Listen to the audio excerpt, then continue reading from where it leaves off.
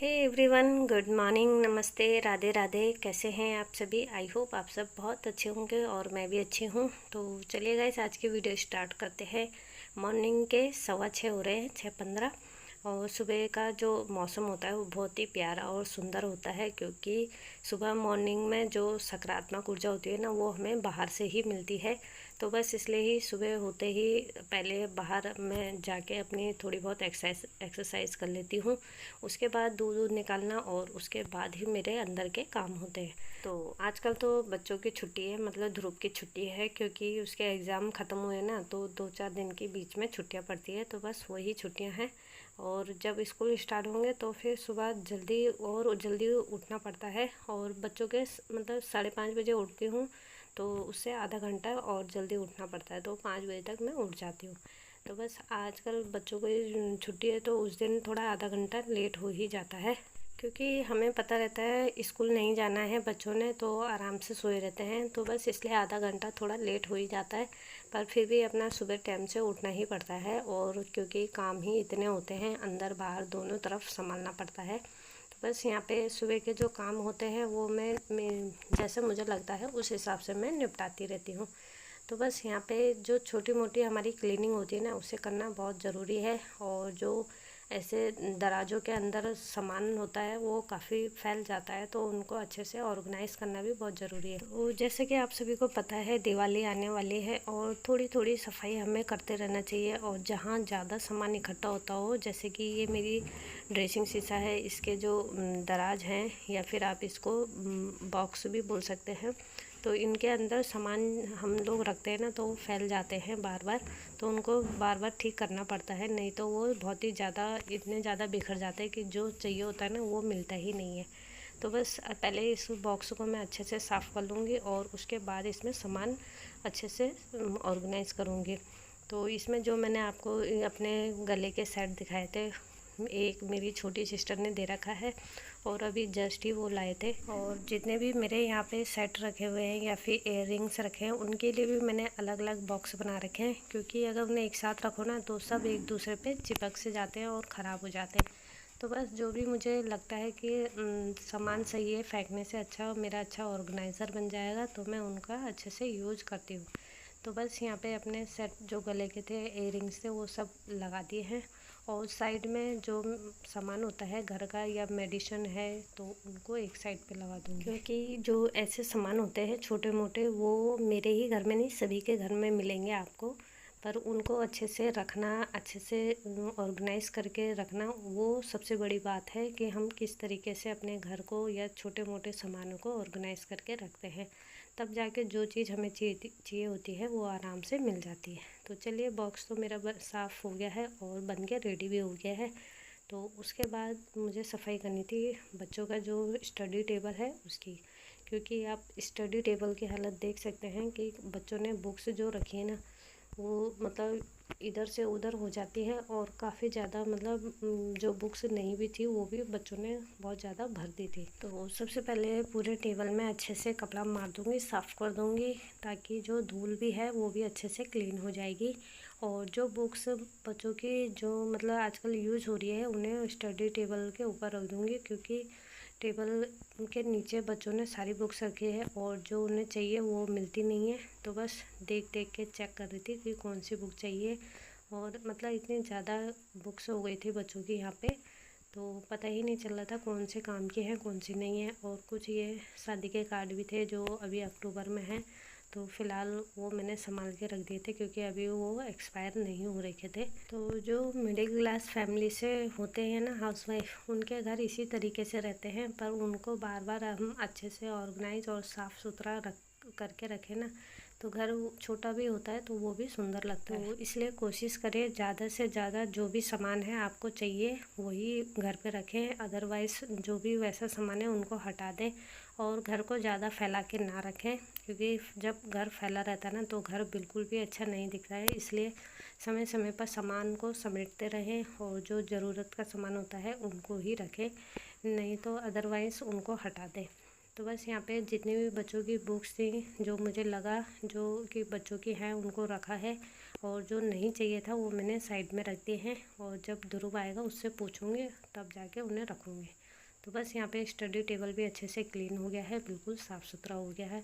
और जब चीज़ें साफ़ सुथरी करते हैं ना हम, तो बहुत ही सुंदर लगती है वो।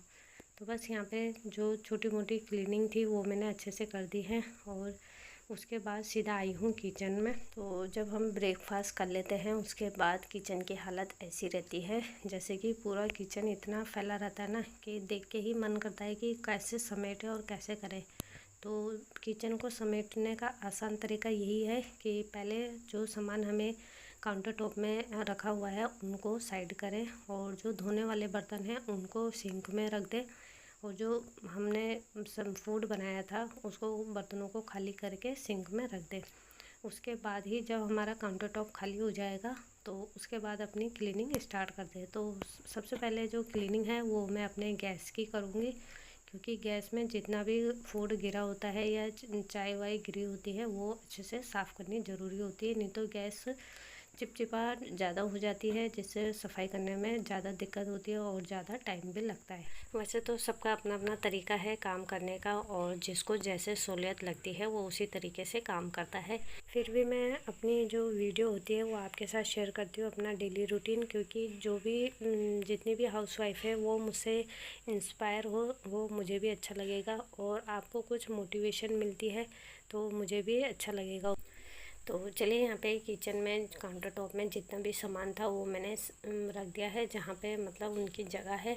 और उसके बाद अपने काउंटर टॉप को भी अच्छे से साफ़ और सुथरा कर दिया है। और बारी आती है अब बर्तनों की, और सिंक में आप देख सकते हो कि ढेर सारे बर्तन हैं, क्योंकि दूध जब हम गाय का दूध निकालते हैं तो उसके साथ गाय के साथ काफ़ी ज़्यादा बर्तन हो जाते हैं, क्योंकि दूध थोड़ा बाल्टी में निकाला, थोड़ा दूध देने के लिए निकाला, तो इससे काफ़ी ज़्यादा बर्तन हो जाते हैं।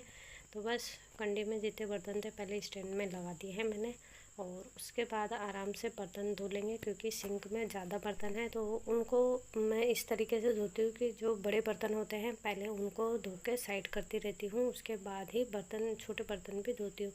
तो दोनों बर्तन, बड़े बर्तन छोटे बर्तन एक साथ हो जाते हैं तो बर्तन धोने में थोड़ी दिक्कत होती है, तो इसलिए पहले बड़े बर्तनों को निकाल देती हूँ, उसके बाद आराम से छोटे बर्तन धोती हूँ। तो चलिए फटाफट से बर्तन धो लेते हैं, और बर्तन धोने के बाद फटाफट से अपना सिंक भी अच्छे से क्लीन कर दूँगी, क्योंकि जब आप बर्तन धो लेते हैं ना तो सिंक को हमेशा साफ़ करना चाहिए, तभी सिंक हमेशा साफ़ सुथरा रहता है। और अगर हम उसकी डेली क्लीनिंग नहीं करेंगे ना तो क्या होता है उसमें मतलब सिंक बहुत ही ज़्यादा गंदा होने लगता है, और सफाई करने में फिर उसको प्रॉब्लम होती है। तो इसलिए जब भी हम बर्तन धोए तो सिंक में भी एक बार अपनी अच्छे से सफाई कर दें।